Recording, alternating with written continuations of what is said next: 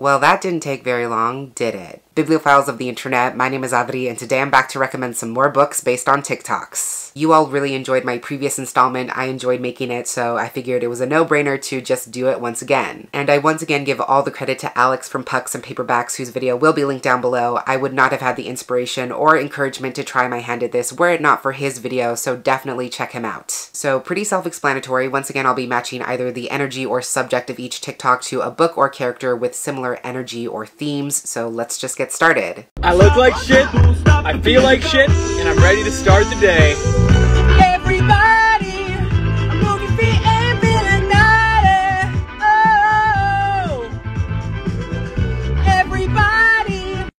First of all, if this is not an entire quarantine mood, I don't know what is. So for this one, I wanted to find a book that addressed mental health fairly prominently in the story, but that was also fun and lighthearted at the same time, and that ultimately brought me to Take a Hint, Dani Brown by Talia Hibbert. This is the second book in her Brown Sisters trilogy. It stars a black, fat, bisexual academic and practicing witch named Dani, who's basically giving up on romance, but she asked the universe to bring her the perfect friend with benefits because she still very much believes in sex. One day at work, there's an emergency drill on campus, and Dani gets stuck in a lift, and the handsome security guard named Zafir rescues her and carries her to safety, not knowing they're being filmed in the process. The footage ends up going viral, and people are super invested in what they assume is a relationship between Zafir and Dani, so they decide to use their popularity to get some free publicity for the sports charity Zafir owns, and they begin to fake date. In this story, Zaf is the one dealing with depression, anxiety, and panic attacks, but he's also just a really soft love interest. He's coping with all these things and trying to use his own experience with trauma and mental health to help other people, especially young athletes. Basically, he's created this organization where they help young folks learn how to manage their emotional stress and unlearn toxic masculinity, especially in sports. And he also copes with his own depression by reading romance books. I think he's just such a wholesome, hopeful character, and I really appreciate the way the story addresses his mental health and also shows what healthy forms of support actually look like.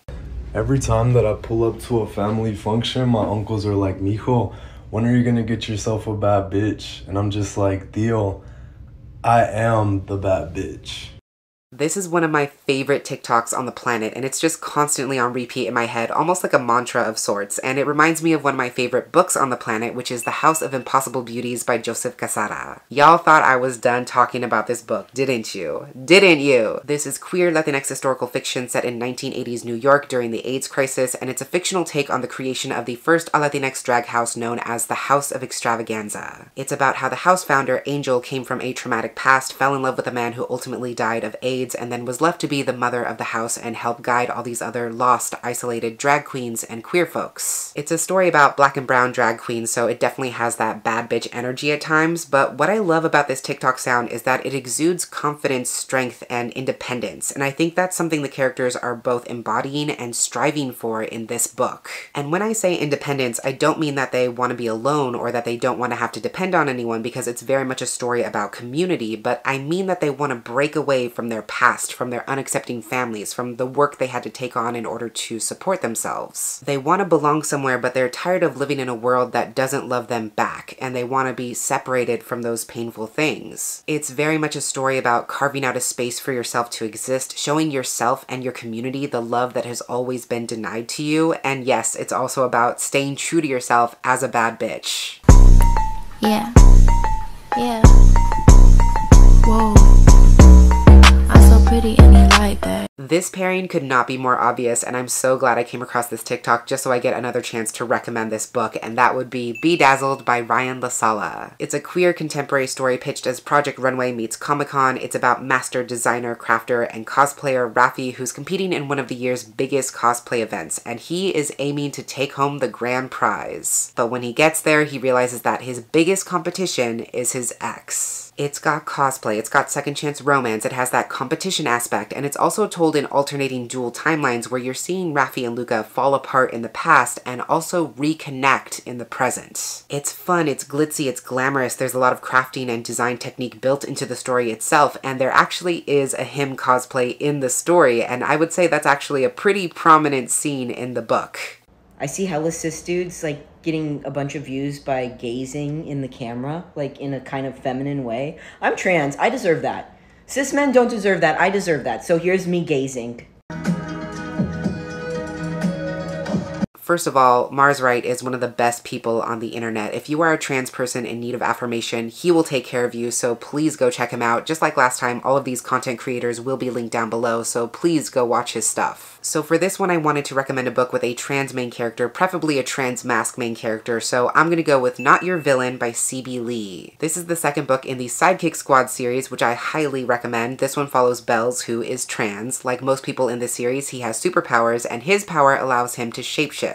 That's pretty cool for him because he can change his appearance at will and shapeshift according to whatever he wants to present that day, or he can completely change into whatever he needs at a moment's notice. The problem is, after a massive government cover-up, he and his friends have been named as some of the country's most wanted villains. The Sidekick Squad series is incredible. I really need to continue on with it myself because it has some of the best queer rep along with really innovative takes on superheroes and superpowers. You should definitely check it out if you haven't yet.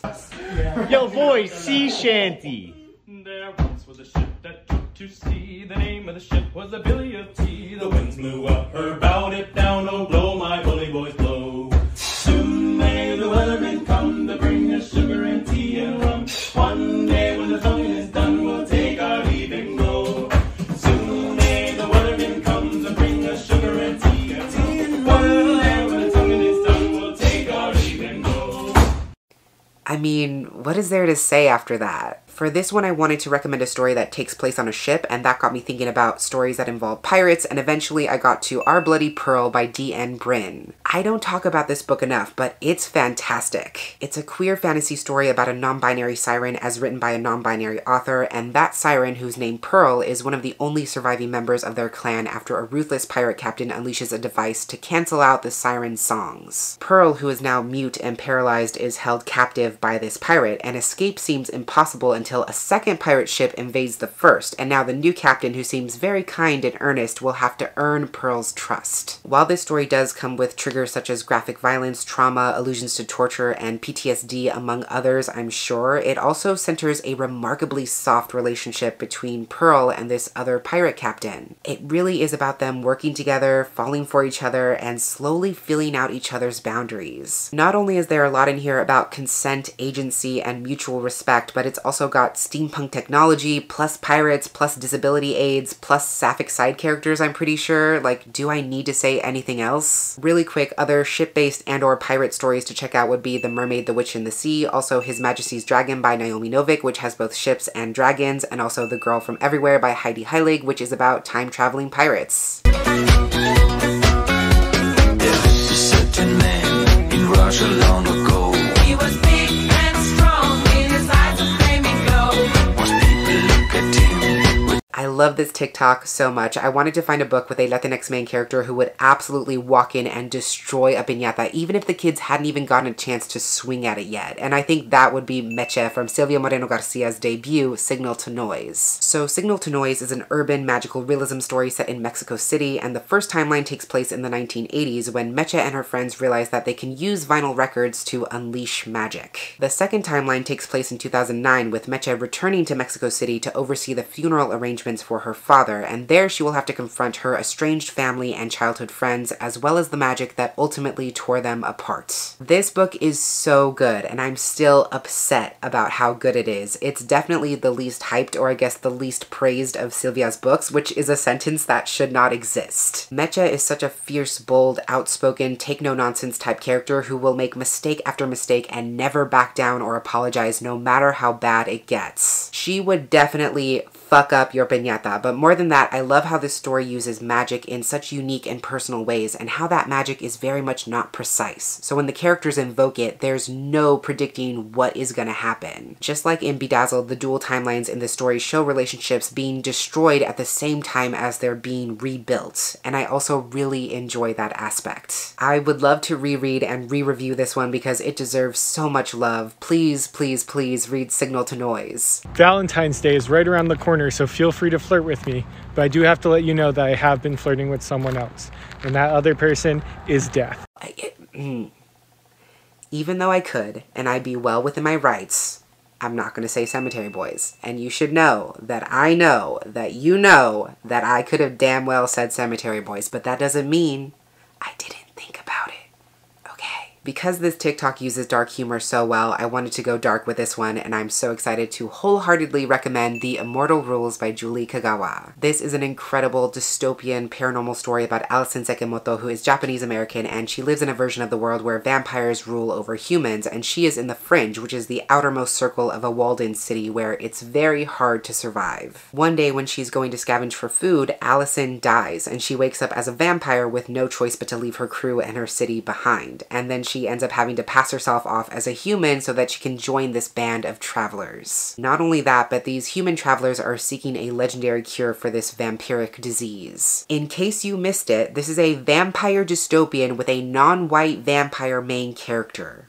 Do I need to say anything else? I inhale read this trilogy back in 2014, and I still have the books on my shelf, which is a testament in and of itself because shelf space is precious, and I still think about it to this day. It's a thrilling, action-packed, intense story that asks where we draw the line between what makes someone a monster and what makes them monstrous, and it also has a tragically impossible romance as well, which you know is my favorite. And the parallel between how Alison has to reclaim her humanity in order to survive and how these humans have to become as violent and ruthless as the creatures they so deeply despise is so fucking delicious. This is another book I fantasize about rereading all the time. It is so good. I highly recommend it. So those are all the TikTok book recs I had for you this round. Once again, I had collected way more videos and ideas than this, so you will most likely see another installment. All the TikTok users will be linked down below, and if you have any recommendations based off these TikToks, please feel free to drop them down below in the comments. But that's everything I had to recommend today. Until next time, educate yourself, be kind to yourself, take care of yourself, and I will catch you on the flip side of the page.